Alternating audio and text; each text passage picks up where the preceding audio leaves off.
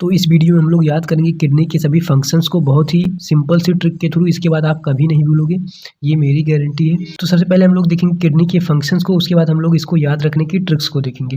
Kidney acid waste balance को भी maintain करने का काम करता है। इसके अलावा वाटर रिमूवल का काम करता है, इरिथ्रोपोएसिस का काम करता है। अब इरिथ्रोपोएसिस कुछ लोगों को नहीं समझ में आ रहा होगा, तो इरिथ्रोपोएसिस का मतलब होता है आरबीसी फॉर्मेशन।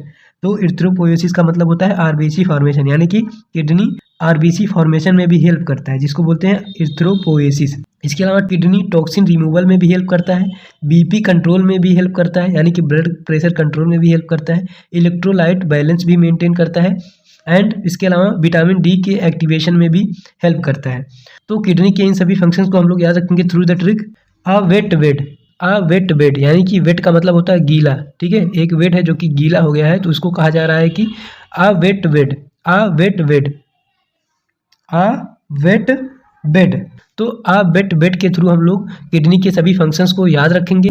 तो देखिए, आज से हम लोग याद रखेंगे एसिड वेस्ट बैलेंस, बेड के डब्ल्यू से याद रखेंगे वाटर रिमूवल, ई से याद रखेंगे इरिथ्रोपोएसिस, टी से याद रखेंगे टॉक्सिन रिमूवल।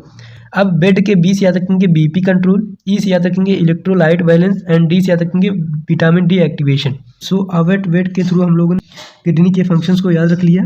ये आज से हमने याद रखा एसिड वेस्ट बैलेंस, डब्ल्यू से याद रखा वाटर रिमूवल, ई से याद रखा इरिथ्रोपोएसिस, टी से याद रखा टॉक्सिन रिमूवल, बेड के बी से याद रखा बीपी कंट्रोल, ई से याद रखा इलेक्ट्रोलाइट बैलेंस, एंड डी से याद किया विटामिन डी एक्टिवेशन।